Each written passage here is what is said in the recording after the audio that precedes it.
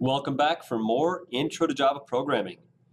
This is a continuation on a previous video. So if you didn't watch my previous video that demonstrated creating a person class, instantiating an object, and calling some methods, then you need to go back and watch that because this will make absolutely no sense to you.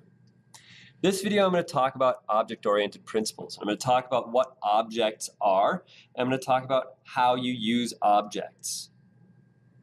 So in the previous video, I made a person class. That person class could be described as having a string for first name, string for last name, a constructor that initializes those, a complement of getters and setters, and a toString method. We saw how it worked to instantiate a person object using the person constructor and how the person constructor had to match the signature of the formal person constructor in the person class. Right? We saw how to call methods that we had written. The dot operator gives us access to all members of the person1 class so that we can call those methods or get those variables or whatever. And then using the toString and the getters and setters. In this video, I'm going to talk about why we write classes and why we use objects. Let's try this. Let's make another person. I'm actually just going to copy this because I'm efficient. I'm not lazy. I'm efficient. And I'm going to change this to P2. And I'm going to change the names.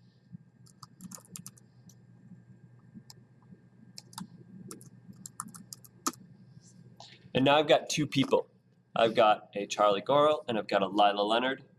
And these two people are both objects of the class person.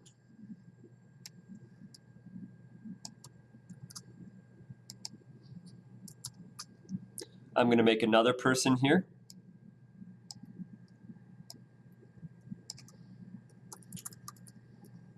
Steve again. Why Steve? I don't know. It's the first name that comes to mind. Steve Smith. Now I've got three people. I could sit here making people all day long.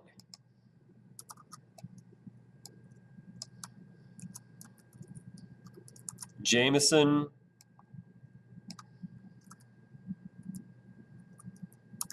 Winstead. It's number 4. So I've got 4 people. Well, why am I doing this? Let's think about this for a second. In order to describe a person with software, it took me 36 lines of code with some white space in there and stuff like that. If I crammed it all together, maybe it would be about 20 lines of code to do that, okay? Well, what if I'm making a piece of software that needs to keep track of a lot of people? Maybe I needed to keep track of 50 people. I would need to have 50 fname variables and 50 lname variables. That seems like a lot. I would need to have 50 of these methods to go along with those variables. That seems like a lot. I'd be doing a lot of extra work. What writing a class does allows us to wrap up all this stuff into one neat, tidy package and then reuse that package over and over and over and over and over for unique data of the same kind. So let's say I was making a piece of software that was going to take in the first and last name of every person on Earth. Well, I don't want to make 8 billion fname variables, 8 billion lname variables. I want to write that once, and then I want to make 8 billion objects of type person to keep track of all that information. It saves time, it saves space. So that's one thing that writing classes does. It's called software reuse. We've talked about software reuse in the past. The first software reuse concept that we got into was writing methods. Remember, we write methods to wrap up a service that we need to do over and over and over and over and over again. The other reason we write methods is to modularize our code and organize it. So put all like stuff into a small package. Well, what's the difference then between a method and a class? Well, methods cannot have global variables like this. They can't have class or instance variables. Everything is local to methods. Also, methods, they perform one function and one function only. Like this method here is going to perform the function of setting an fname. Well, a class is going to have a complement of variables that describe a state of this thing that we're trying to model, and then it's got a whole bevy of methods that allow us to act on that data. So classes are much more complex. They do many more things. They keep track of more stuff. So classes will modularize and promote software reuse. Two great things in software engineering. Let's look at how we use these things. Now, I've created 4 person objects. I'm going to test these. We've already seen p1.getFullName. I'm going to try p2.getFullName and see what that does for me. I'll run it. And it printed out Charlie Goral, then Lila Leonard. So this was the P1 full name, this is the P2 full name. So you can see that each one of these objects has its own set of data. I'm going to test the toString methods. I've got P1 to string. Now I'll test P2 to string.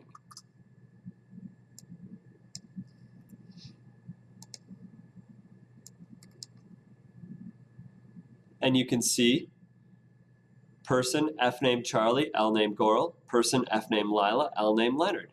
You can see that both of those objects has their own unique state. So how does this happen? Well, we've got this instance, or this reference variable here. I've got a variable of type person. When I create a person class, it creates a new type, kind of like string is a type, kind of like int is a type, double is a type. Person is now a type. Okay, as soon as I do this, I'm making a new type. I can use that type as a variable. So person, P1, is a new variable. It's going to hold a reference to an object that exists somewhere in memory.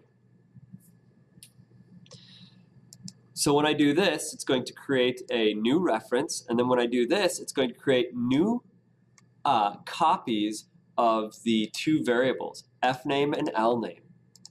So with P1, P1 is going to get its own set of variables for fname and lname. When I do P2, it will then have its own set of variables for fname and lname. So after I did these 2 instantiations, there are now 4 variables off in memory that are keeping track of the data for these 2 individual objects. Likewise for P3 and P4. So now that I've made 4 objects, there are 8 variables keeping track of first names and last names that are pairing themselves up in their own objects. Well, how do we work on objects? We've already seen that it's done through methods. Let's see what happens when I change the P3 name. We know that if I go P3, that's its reference variable, and the dot operator is our access. That'll give us access to anything inside the class. If I want to change the first name, I'd go set fname. Now I could do this. I could go Hilda inside of there. It's one way of doing it by putting string literal. We've seen before that we can also, in methods, pass variables. So string s gets Jane, and then I could pass s into this and it would work as well. Well, if I can pass a literal in there, I can pass a variable in there, then I can also pass a method call in there that is going to return a string. As long as a method call returns a string, it can go into that setter. So let's think of a method call that could go into that string. Well, let's see. I'm going to go p2.getFname. This p2.getFname would return a string, right? Great. Well, I can use this method call in this method call. I'm just going to X this and then V this.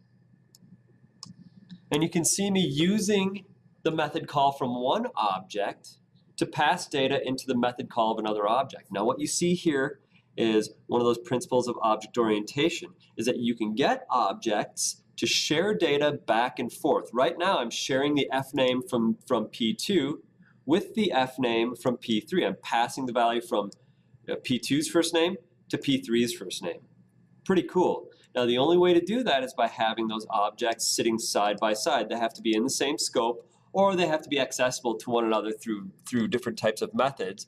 But we just want to think about it for now, that the objects have to sit next to each other in the same scope. And as long as they do, we can use their methods to pass data back and forth. Important principle of object orientation is that idea of associations. I'm associating these two objects together so that they're sharing data back and forth. Well, let's see if that worked. I'm going to call on the toString to P3 before this and then after this.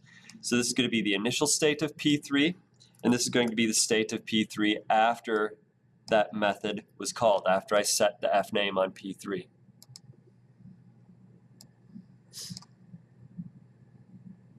So it was Steve Smith, now it's Lila Smith. You can see that I took the first name from P2 and then updated the first name of P3. So these things all behave independently of one another. That's what objects do. They're their own copy of data. So what I could do with these objects is I could make an object for every person I know, and I could store all their data in a computer, and then I can update things as I need to. Maybe somebody changes their last name, use the setf name, and then it would, or I mean setl name, and it would update it. Okay? This is the basics of object orientation. You create an object that's going to take in data, and then you use its getters and setters and toString and other named methods to access and modify all of the data in that method. I hope you got a good insight into object orientation from this video, because now we're going to put it into practical use. We're going to go through a bunch of examples that will lead you to building a project at the end of this unit. Thanks for watching.